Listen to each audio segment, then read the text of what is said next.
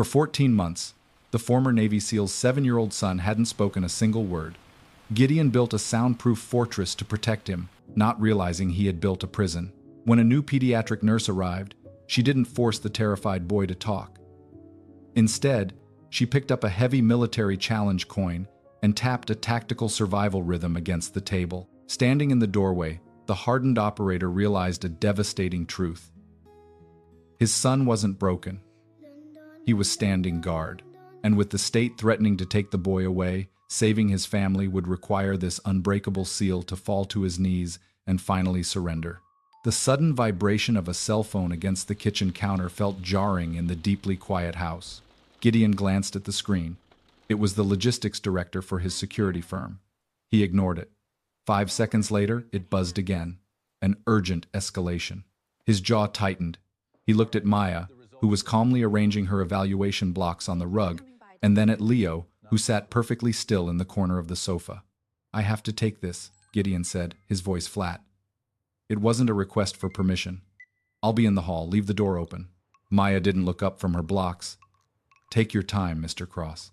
Gideon stepped into the hallway, leaving the heavy oak door cracked just enough to keep them in his line of sight. He answered the phone, his voice dropping into the low, clipped cadence of a former unit commander giving orders. In the living room, Maya sat back on her heels. She didn't push the wooden blocks toward Leo. She didn't put on a high-pitched, overly enthusiastic voice to coax him out of his shell. She simply waited. Leo watched her with dark, hyper-vigilant eyes. He was mirroring his father's exact posture, shoulders squared, back straight, entirely guarded. Then, Maya heard it. It was faint. A dull, rhythmic clicking sound coming from the sofa. She shifted her gaze, tracking the noise without turning her head. Leo's right hand was resting against his knee. Between his small thumb and index finger, he held a heavy bronze military challenge coin. It was worn at the edges, the kind of token a man earned after surviving something most people couldn't imagine. Leo was tapping the edge of the coin against the wooden frame of the sofa. Tap, pause, tap, tap, tap. Maya watched his fingers. As a speech-language pathologist, she was trained to recognize self-soothing behaviors. Children with severe trauma often used repetitive motions to ground themselves when the world felt out of control. But this wasn't random fidgeting. The spacing was deliberate. The rhythm was structured. Leo wasn't just making noise. He was organizing the silence. Most therapists would have gently taken the coin away to reduce distractions. Maya didn't. She picked up her silver medical pen. She didn't look at Leo. She simply rested her hand on the edge of the coffee table and lightly tapped the metal barrel against the wood. Tap. Pause. Tap, tap. Tap. The exact same rhythm. Leo froze. His eyes darted to her hand. The absolute stillness in the boy's body shifted into intense, calculating curiosity. For 10 long seconds, the room was dead quiet. Then, Leo moved his hand again. Tap, tap. Pause. Tap. Maya waited 2 seconds. She mirrored it back. Tap, tap. Pause. Tap. Leo's breathing, which had been shallow and tight since she arrived, visibly deepened. His small shoulders dropped a fraction of an inch. He tapped the coin again, a slightly longer sequence. Maya memorized it instantly and tapped it back. In the hallway, Gideon ended his call. He stepped back into the doorway, ready to shut down whatever clinical game the nurse was trying to play. He stopped dead in his tracks. He looked at Maya's hand. Then he looked at his son's hand. It was a rhythm Gideon knew in his bones. It was the cadence of tactical communication, a modified signaling pattern he used when silence was the only thing keeping his team alive in the dark. For 14 months, doctors had told Gideon his son was locked in a psychological prison. But standing in the doorway, watching the quiet nurse tap her pen against the wood, the hardened SEAL realized the terrifying truth. His son wasn't broken. His son was standing guard. And this nurse had just walked right past the perimeter without firing a single shot. 2 days later, the heavy bronze challenge coin sat in the exact center of the coffee table. Gideon stood leaning against the doorframe of the living room. His arms were crossed over his chest, his posture rigid. He was watching the session with the intense, unblinking focus of a man analyzing a perimeter. Maya sat on the rug across from Leo. She didn't have flashcards. She didn't have anatomical charts. She only had her silver pen. "Okay, Leo," Maya said, her voice calm and even. We are going to make a rule for the table. Just you and me. Leo stared at the bronze coin. He didn't reach for it, but his fingers twitched against his knees. One tap means yes, Maya said. She tapped the wood with her pen, a single sharp click. Two taps mean no. She tapped twice. She slid the heavy coin across the polished wood, stopping it inches from Leo's hand. Did you have breakfast today? She asked. Leo looked at the coin. He looked at Maya. Then, slowly, he reached out. His small thumb pressed against the grooved edge of the bronze metal. He lifted it a fraction of an inch and let it drop. Click. One tap. Yes.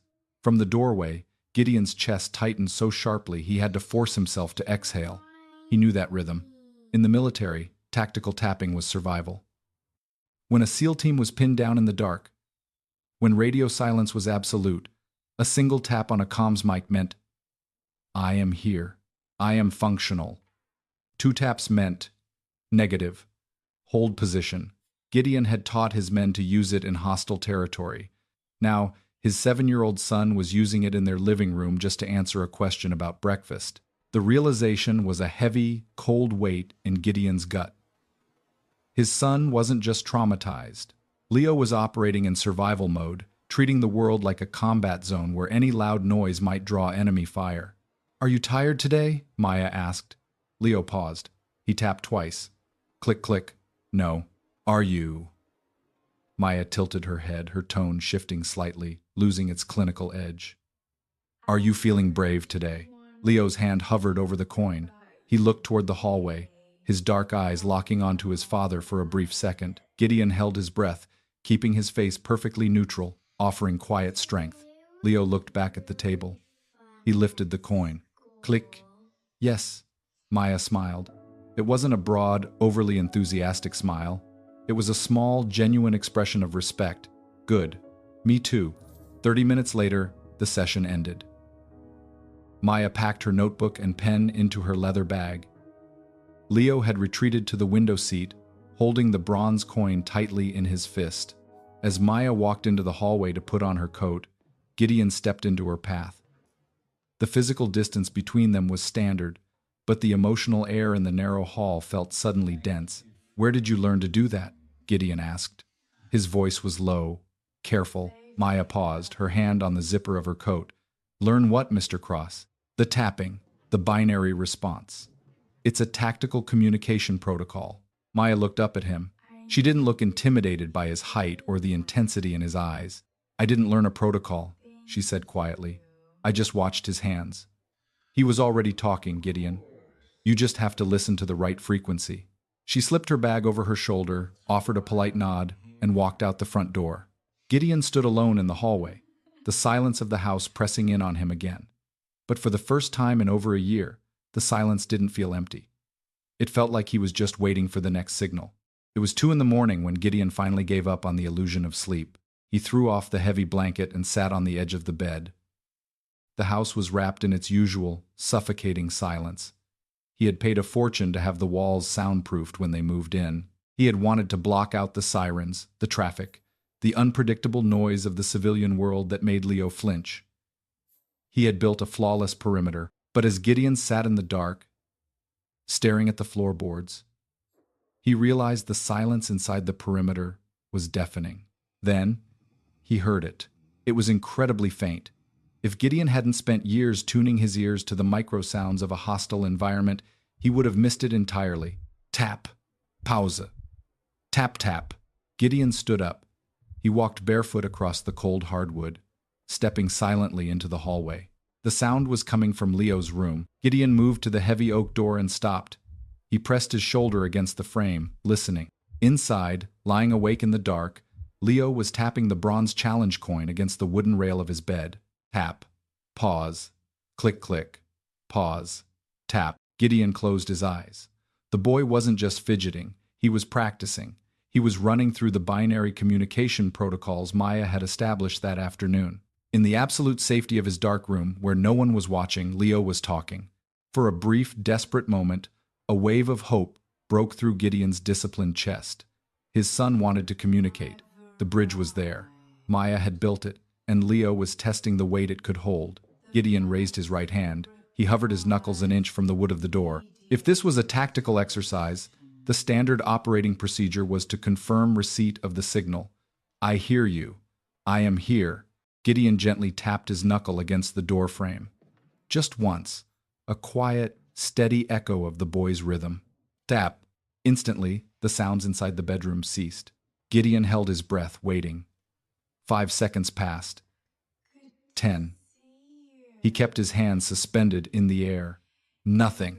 The absolute dead silence returned to the house, heavier than before. Leo had shut down the moment he realized someone else was on the line. The boy wasn't ready to talk to him. He was only willing to talk to the quiet, unintimidated nurse who didn't look at him like he was a broken piece of equipment. Gideon lowered his hand. The physical ache in his chest was sharper than any shrapnel wound he had ever taken. He had spent his entire adult life learning how to protect people, how to extract them from impossible situations, how to keep them alive. But standing outside his son's bedroom door, Gideon Cross realized he was completely useless. He was locked out of his own child's world, and he had no idea how to breach the wall without bringing the whole structure down. He walked into the kitchen, turning on a single low lamp. He looked at the white business card sitting on the granite counter. Maya Lin, pediatric speech-language pathologist. Gideon stared at her name. For the first time since he had buried his wife, the hardened operator admitted a terrifying truth to himself. He couldn't save his son alone. He needed her. Dr. Evelyn Aris did not take off her coat. She stood in the center of the living room, a thick leather portfolio tucked under her arm. She was a senior evaluator for the district's child welfare board, a woman who had built a 30-year career on clinical checklists and rigid protocols. To her right, Maya sat quietly on the edge of the sofa. She had arrived 15 minutes earlier for Leo's session, just before Dr. Aris knocked on the door. To her left, Gideon stood near the kitchen island. He was dressed in a dark sweater and jeans, his posture stiff, his jaw tightly locked. "Mr. Cross," Dr. Aris said, her voice echoing slightly in the heavy, soundproofed room. "Children require stimulation. They require noise, color, unpredictability. Those are the mechanics of healthy development." She swept her gaze across the pristine, spotless living room. "You have built a sensory deprivation tank." "I built a safe environment," Gideon replied. His voice was dangerously low. "My son has panic attacks when a truck backfires on the highway. I removed the triggers." "You removed the world," Dr. Aris corrected him smoothly. She opened her portfolio and clicked her pen. "I have reviewed his school files. I have reviewed his medical history since his mother's passing, and I am looking at him right now." In the corner of the room, sitting on his window seat, Leo pulled his knees tight to his chest. His small hand was closed into a tight fist, hiding the bronze challenge coin. "He is not simply traumatized, Mr. Cross," Dr. Aris continued, her tone clinical and cold. "He is terrified. He is living under the regimen of a commanding officer, afraid to make a sound, afraid to make a mistake. Your extreme discipline is suppressing his recovery." Gideon felt the blood rush in his ears. The accusation hit him exactly where he was already bleeding. Just last night, standing outside that bedroom door, he had wondered the exact same thing. Am I the reason he won't speak? But hearing a stranger weaponize his grief against him broke his restraint. Gideon took 2 steps forward.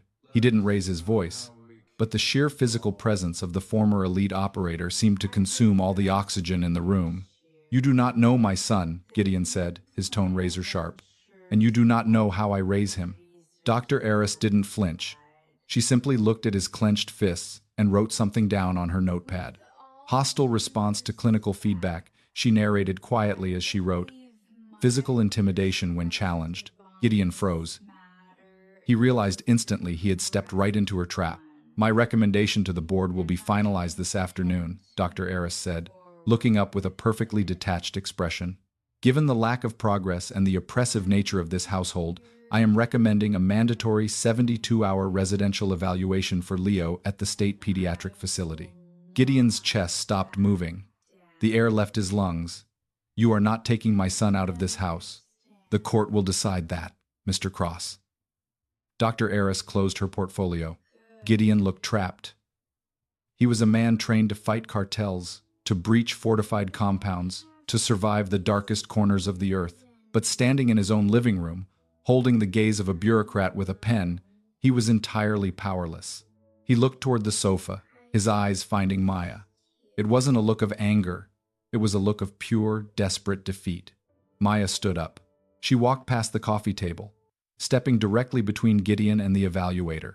Maya stepped directly into the space between Gideon and the Evaluator. She wasn't a tall woman, and she didn't possess the intimidating, broad-shouldered presence of a former Navy SEAL. But as she squared her shoulders and looked Dr. Eris in the eye, the air in the room instantly shifted. "Dr. Eris," Maya said. Her voice was perfectly level, devoid of anger but carrying the unmistakable weight of absolute professional authority. "With all due respect, your clinical assessment is fundamentally flawed." Dr. Eris blinked, clearly taken aback by the interruption. She tightened her grip on her leather portfolio.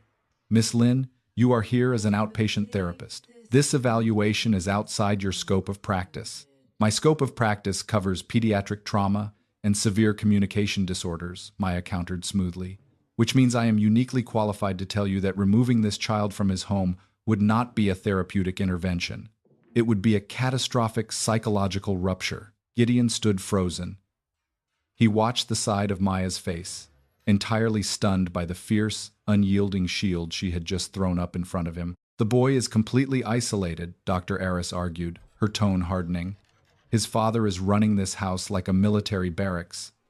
There is zero emotional stimulation. There is zero sensory overload," Maya corrected her sharply. "Leo suffers from severe hyperarousal. His nervous system perceives unpredictable noise and chaos as a physical threat. Mr. Cross hasn't built a prison. He has built a sensory-stabilized perimeter. Leo is not terrified of his father. He relies on his father's regulation to feel safe." Dr. Eris narrowed her eyes. "He hasn't spoken a single word in over a year, Miss Lin. That is not recovery. He is communicating," Maya stated firmly. "On his terms, using methods appropriate for his current neurological state. I have the clinical logs to prove it." She took half a step closer to the Evaluator.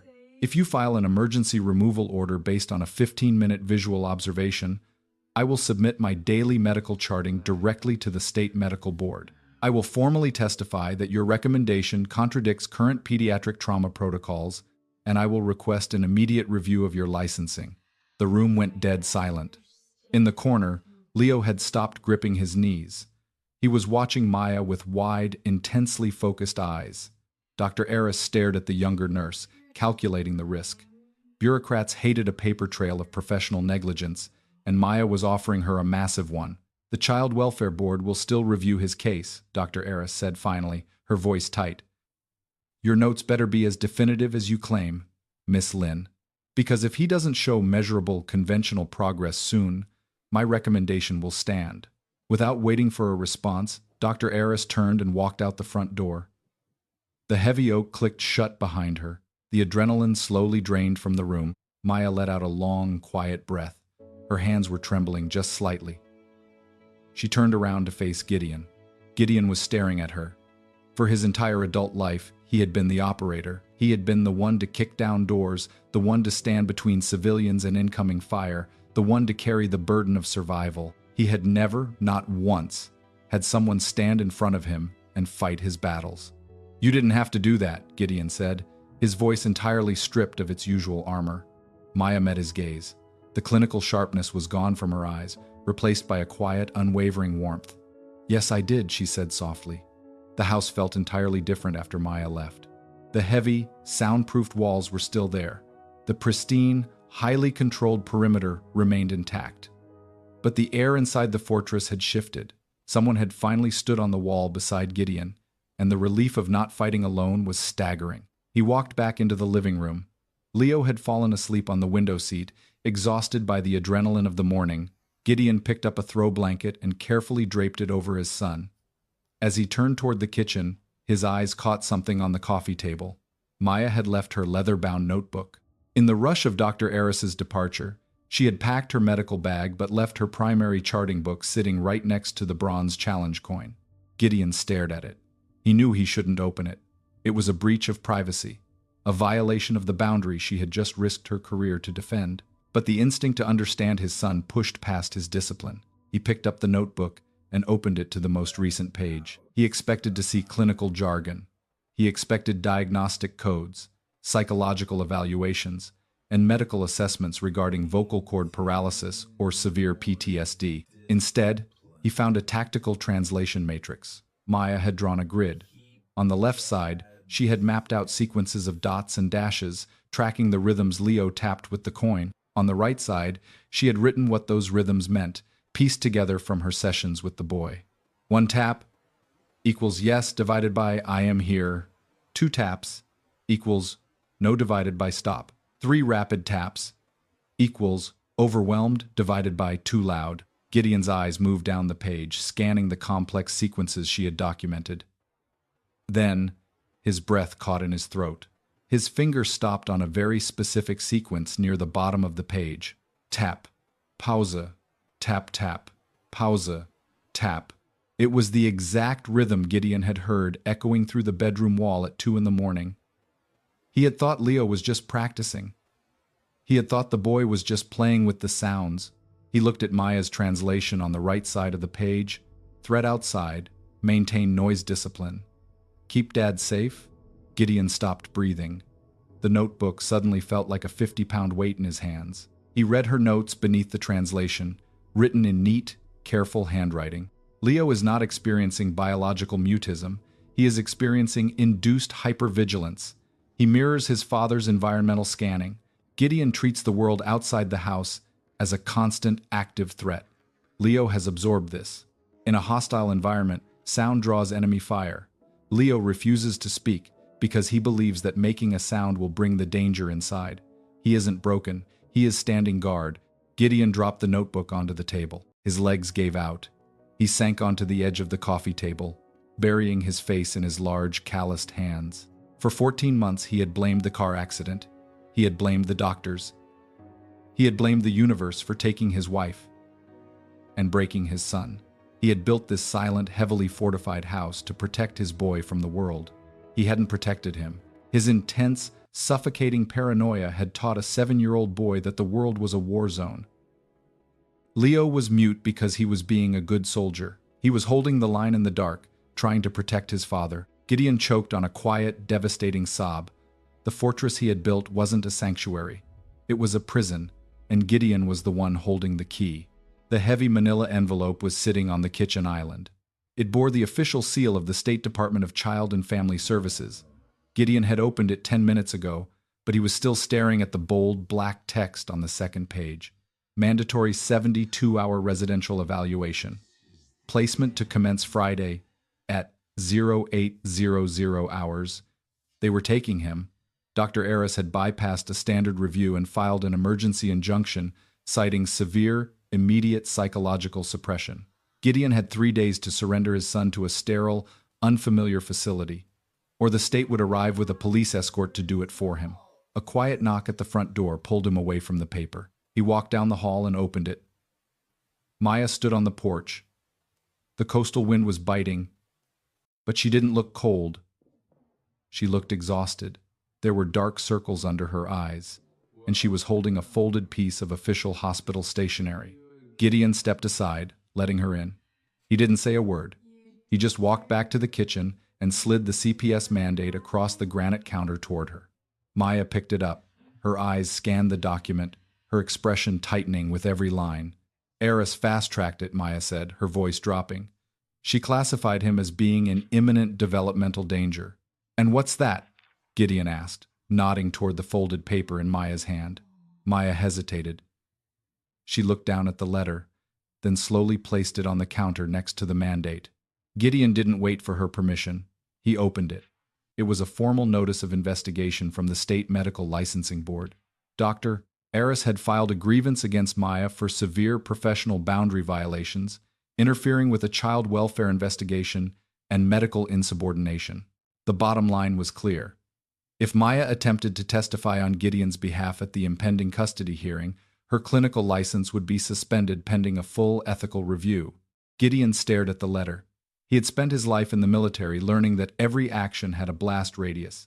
He had thought he was the only one standing in the blast zone. He was wrong. You need to leave, Maya, Gideon said. His voice was entirely hollow. Maya looked up, her brow furrowing. Gideon, we have 72 hours. We can file an emergency appeal. I have my clinical logs. If you submit those logs, you lose your license. Gideon cut her off. He didn't yell, but the absolute finality in his tone was like a steel door slamming shut. You spent 10 years building your career. I will not let you burn it to the ground for me. It's not just about you, Maya stepped closer, her voice rising with quiet, fierce resistance. It's about Leo. Gideon closed his eyes. The image of the translation matrix in her notebook flashed in his mind. Maintain noise discipline.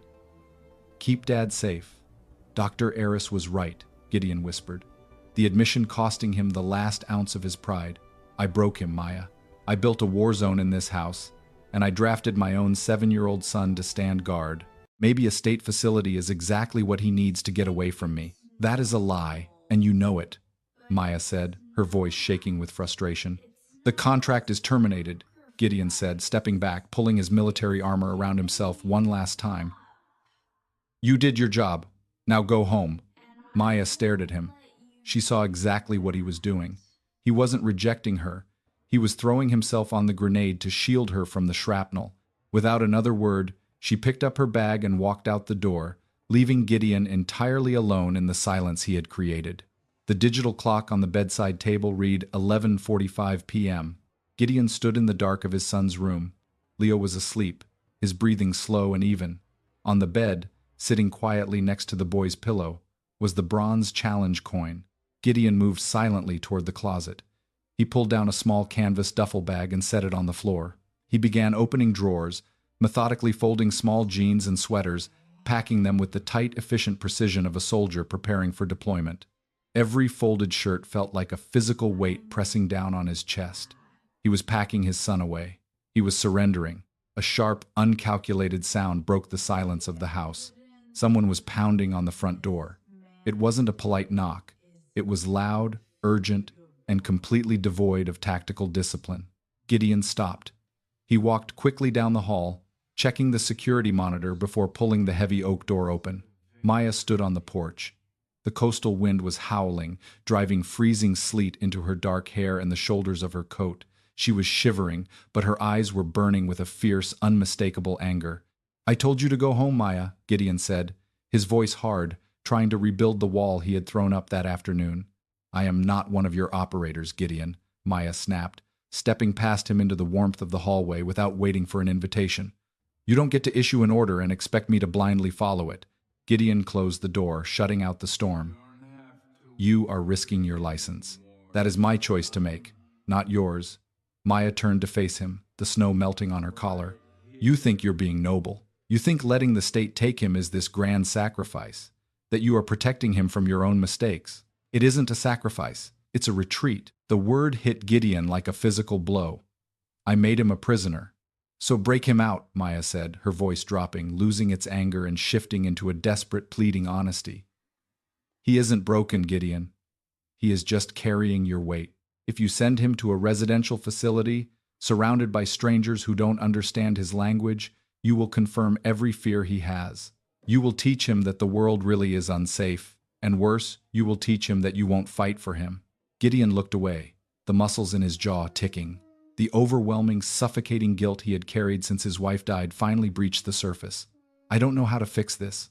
I don't know how to be what he needs. Maya closed the distance between them. She didn't offer a clinical assessment. She didn't offer a therapeutic strategy. She stepped entirely out of her professional boundary, reaching up and placing her cold hand firmly against the side of his warm, stubbled jaw. Gideon froze. He closed his eyes, leaning into the touch before he could stop himself. He doesn't need a commanding officer, Maya whispered, her thumb gently brushing his cheek. And he doesn't need you to be perfect. He just needs his dad. And you need to let me help you. Gideon opened his eyes. Looking down at the woman who had risked her entire life's work just to stand in this hallway and pull him out of the dark, he finally surrendered the only thing he had left to lose: his pride. He covered her hand with his own. What do? We fight, Maya said quietly. Tomorrow morning. The conference room at the Department of Child and Family Services was entirely sterile. The fluorescent lights buzzed with a low mechanical hum, and the air smelled heavily of industrial bleach and burnt coffee. At the head of the long table sat the three-person review board. To their right sat Dr. Evelyn Aris, her leather portfolio open, her posture radiating absolute bureaucratic certainty. On the opposite side sat Gideon, Maya, and Leo. Leo was shrinking into the oversized leather chair.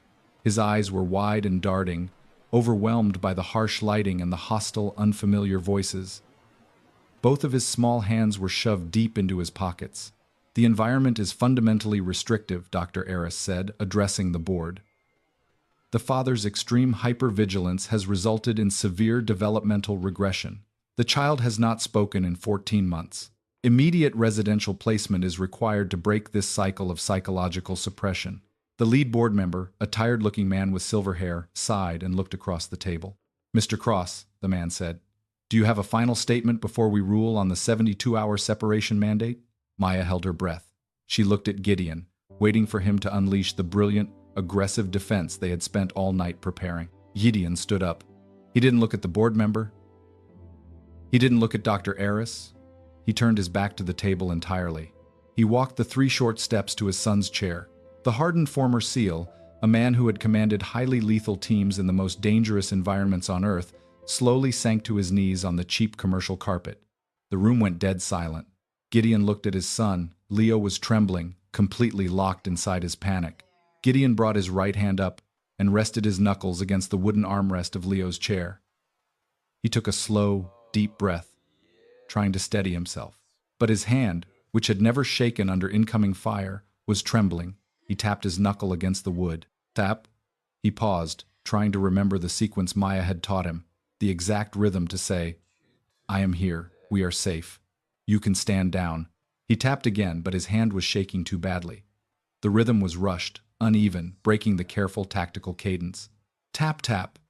Click. Tap. Leo froze.